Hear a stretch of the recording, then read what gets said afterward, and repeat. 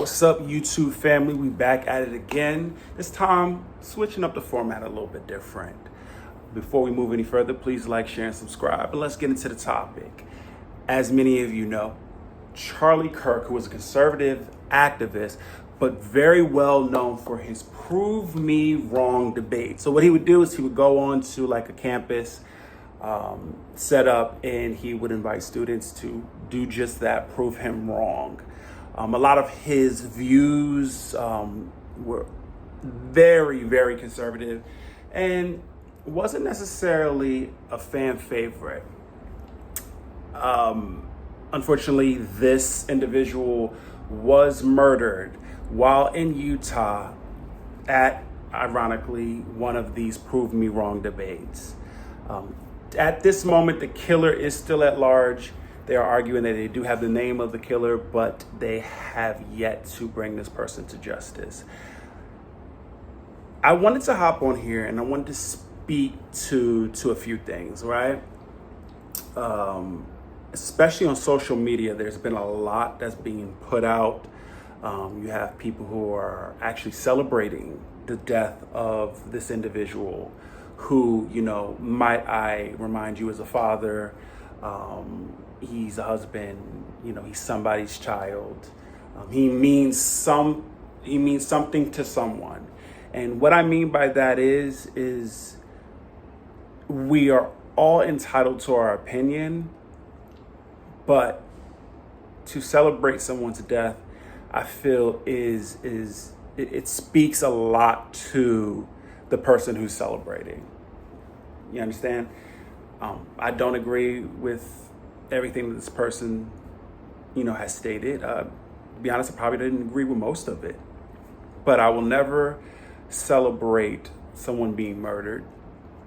I would never celebrate a child losing their father, a wife losing her husband, you know, someone losing a family member, and, you know, for the people that do support him, losing him as well. We as people, we have to be a little bit more mindful in what it is that we put out there, be it social commentary, remarks, comments, just anything that can affect the way that a person may be viewed, or, you know, for some people, they're really showing how, you know, I'm sorry to say, but how ignorant they can be, you know. Celebrating death, and I've always been a firm believer that death does come in threes. So if you're celebrating this death, what happens if it happens to you? What happens if it happens to somebody that you love? And the argument is because this person had such radical views, that this is almost just. Any people being killed, especially when they didn't, I don't want to, and when I say didn't do anything, like he didn't harm this person that killed him in any way, it's just it's unjustifiable.